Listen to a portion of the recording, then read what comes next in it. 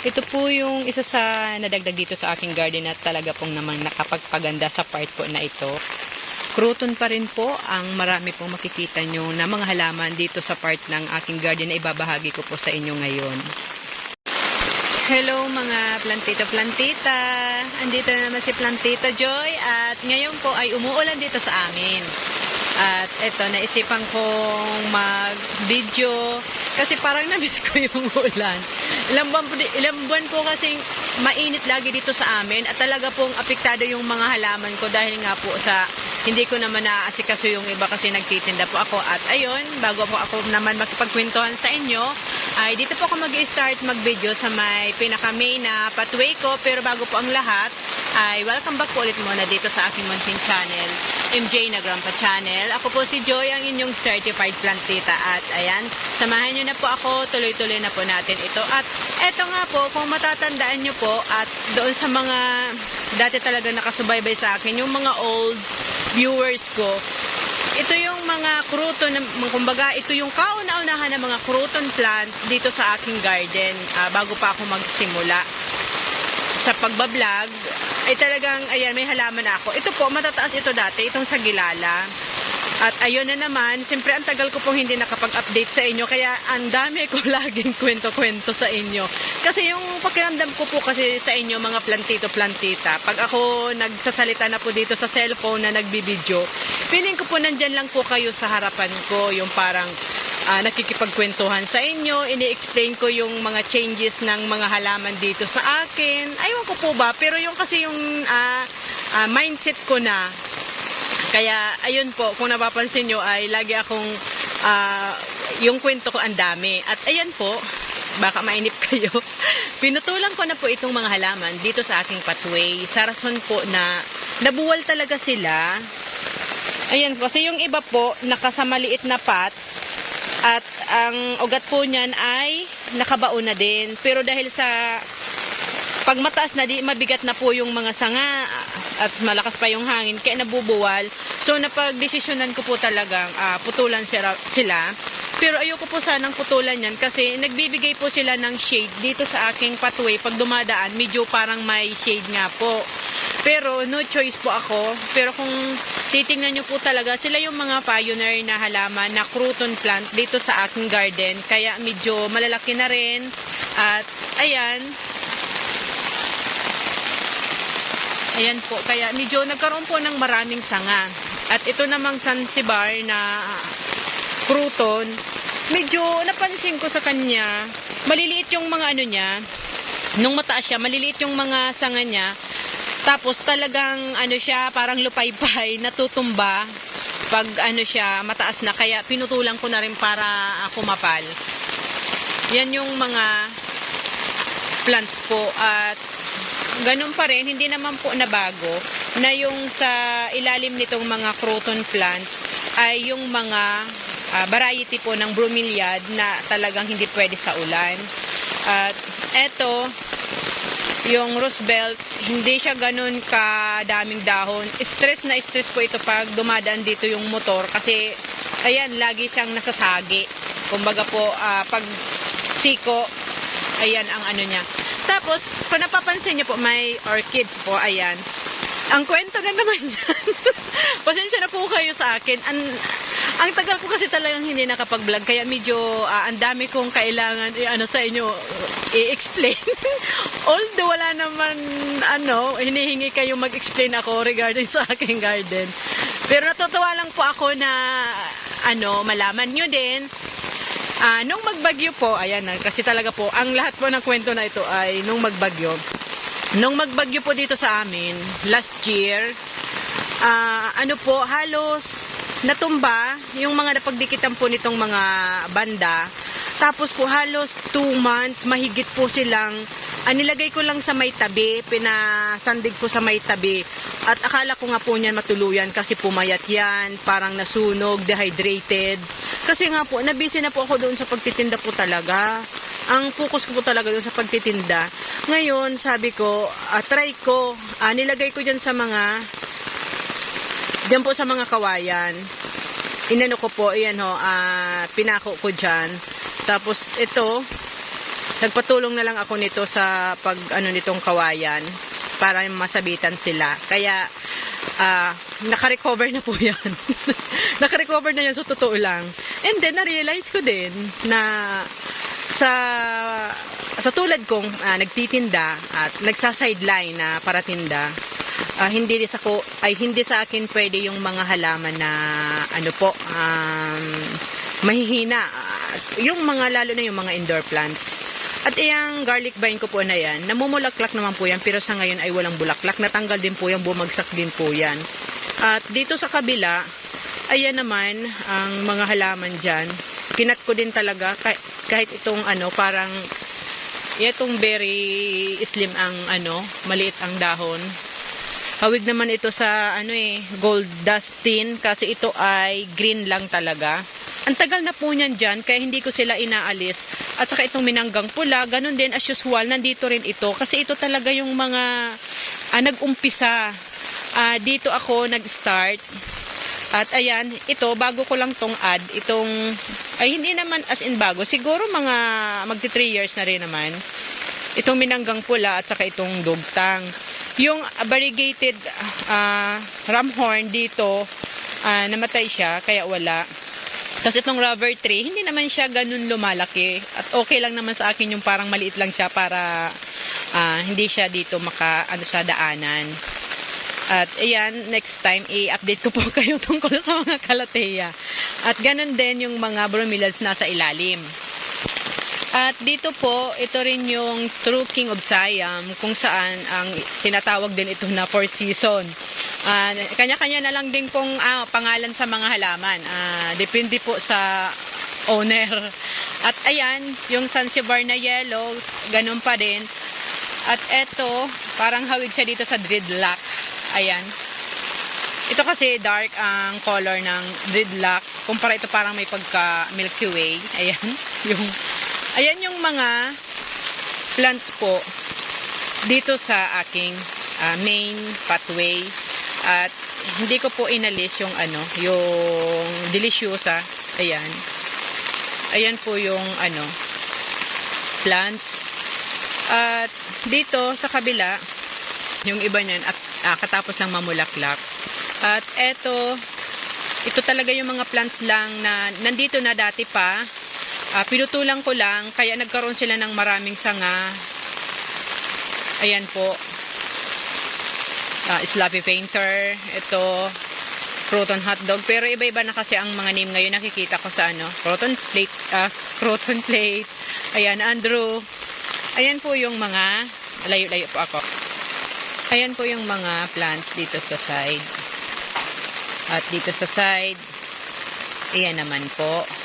At dito, ayan, malaki na yung tinanim ko po. Mahigit 1 taon na po ito. Itong golden shower tree. Ayan. Malaki na siya, nakabuelo siya. Pero yung isa ito, maliit pa. At dito po, hindi naman po nabago. Ganun pa rin. Yung peace lily at saka yung fern.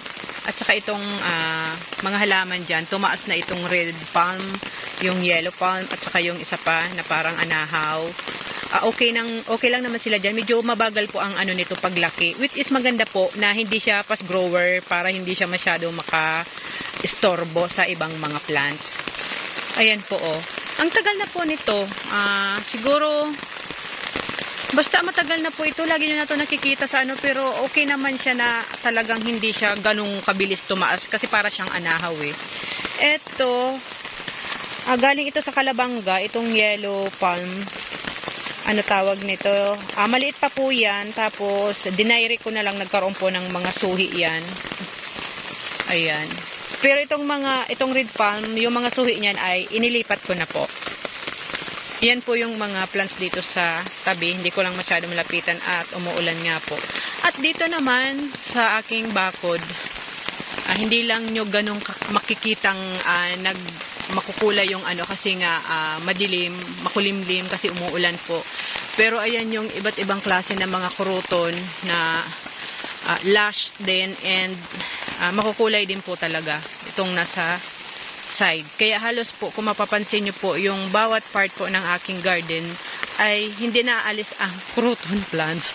Laging nandoon, mixed, common and local rare.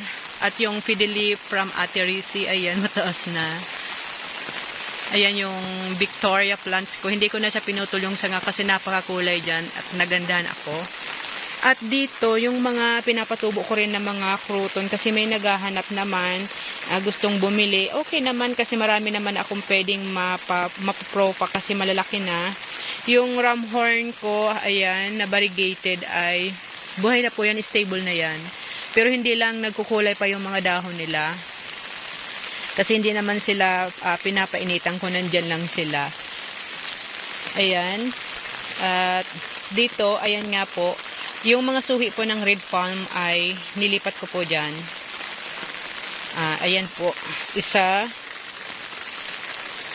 Dalawa. Ayan, maliit yung isa natabunan. Ayan, tatlo. Bali, 4 po yan na puno hanggang doon sa dulo. Ayan. Ayan, nakapayong po kasi ako. Ngayon po, bali po, nung pinasagsagi po ng super init talaga. As in, parang hindi na umuulan po talaga sa init. Nasira, nasunog, namatay yung aking mga bromeliad. Kasi nga po, itong Palawan cherry blossom ko dito, inaasahan ko magbibigay ng shade po sa kanila. Naputol ko po yung sanga nito kasi nabali po nung pagbagyo. Kaya kumbaga po dito, sobra po ditong bantaak sa Bicol or sa Tagalog naman, talagang sobra pong yung init niya, talagang solid, super. At eto, kung makikita nyo po ay okay na sila ngayon. Pero na-share ko din ito, nagawan ko rin ito ng short video lang na in-upload ko sa aking Blue App. Ayan, hindi ako masyadong nag-ano sa Blue App kasi mga ano-ano lang. Kasi mas prefer kong i-share ito sa marami kong viewers, which is dito sa Red App. Ayan, nag-recover na po yan. Kaya medyo hindi na nakakahiyang ipakita sa inyo. Kasi yun nga po, ang bromeliad po, kahit ano pa po itong variety, kahit gusto pa po nila ng direct sunlight, kailangan po talagang sila lagi, nadidiligan na kailangan po dyan ay lagi pong may tubig na istak sa kanila para hindi po sila ma-dehydrate na magiging kausa ng pagkasunog, pagkamatay po nila. At itong fern, nilagay ko po talaga yan para mag-mix yan para parang silungan. Yun naman yung purpose niyan. Inalis ko na nga po yung iba kasi parang dumami na. Yan po ang niyan. Tapos, yung mga ko naman po, ang mga syngonium ko, nandyan pa rin po. Ayan sila dyan. Tapos itong, napakaganda po ng bulaklak nito. Nakalimutan ko lang yung ID nito. Pero napakaganda po talaga ng bulaklak nito. Ayan, napakalago na rin. At magpo-propa po ako nito na pambinta. Wala akong masyado nakikita nito sa online na nagbibinta ng ganito. Pero sobrang ganda po ng bulaklak nito. Solid po yung bulaklak. Wala na kasi yung nito eh. Kadalasan po sa mga halaman ko dito, yung mga nilagay kong ID, nabura na yung mga pangalan at naputol na yung plastic na nakasabit sa kanila. Tapos dito, ayan po ang aking mga bromeliad. Maganda sila, hindi masyado nasira kasi sila nalililiman itong Madrid de Cacao. Pinutol ko nga po itong Madrid de Cacao kasi sobrang dumi ng mga dahon niya. Grabing nalalaglag na dahon. At eto, napaka-lush na din ang halaman na ito. Don Manuel, kaya siya dyan, tawag nito.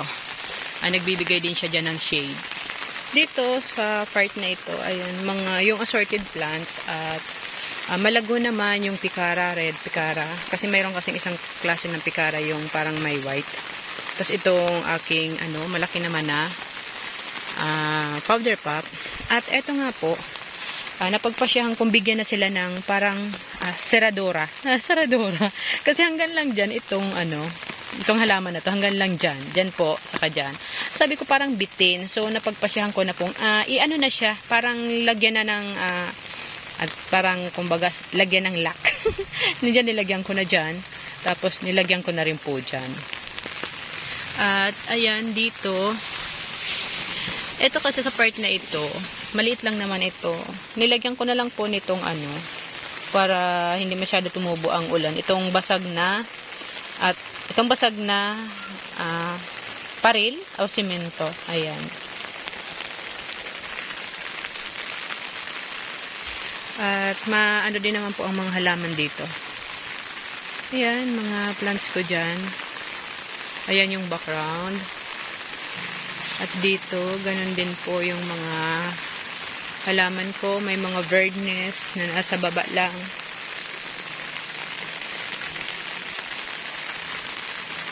Kaya thanks God po kasi umulan, nadiligan.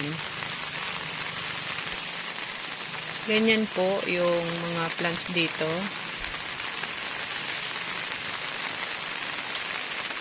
At ayun, mayroon na po akong itinanim dito na progress kasi sobra po ang damo dito. So naisipan ko pong lagyan na lang ng progress para po hindi na yung damo yung dumami.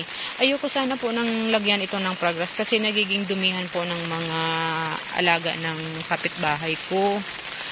Kaso naisip ko na instead na damo ay progress na lang din. At dito naman dumami na, kumapal na po dyan yung fern dito sa may part na ito. At ayan, inalis ko na yung iba. Kaya ayan, nakikita nyo po. Ayan. Yung mga halaman dyan. Sorted plants din. At ito na, mumulaklak na din. Ayan. Hindi po biro ang maging plantita. To be honest, kailangan po ay malakas tayo, malusog, at talaga pong masipag. Kasi pag kulang po ang ating sipag at wala tayong tiyaga, iiwanan po tayo ng ating mga halaman.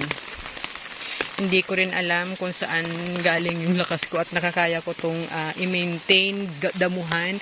Halos minsan mahigit isang buwan straight akong nagdadamo dito. Kasi hindi lang po kasi damo talaga ang kailangan.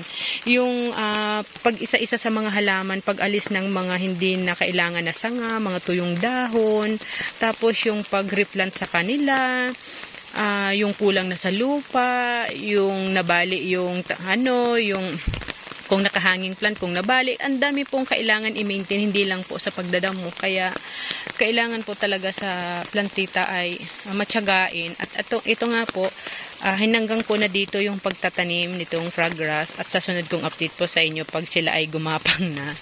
At itong sabi nila, ito ay kamuning plant. Kasi mayroon yan ako dito na yung parang maliliit lang yung dahon pero yung bulaklak ay same. Same din yung bango ng bulaklak. Galing ito kay nanay. Itatapon na sana kasi ayaw ni tatay ng mga halaman. Kinuha ko na lang. Diyan ko na lang itinanim. Kasi ako makakapal yan. Maganda lang dyan pa circle. Tapos ayan yung bugis ko. Mga natuyo po yan. Kaunti lang naman yan. Kasi yung iba na-goodbye na.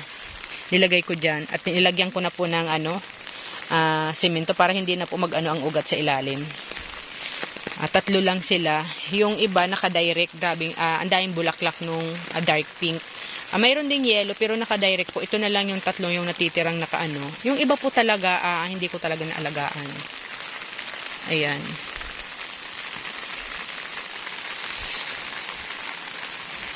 Medyo madilim pa ang pagkaano dito dahil nga po sa tawag nito. Umuulan ngayon, makulimlim. Pero ayan po ang view pag medyo malayo-layo ako.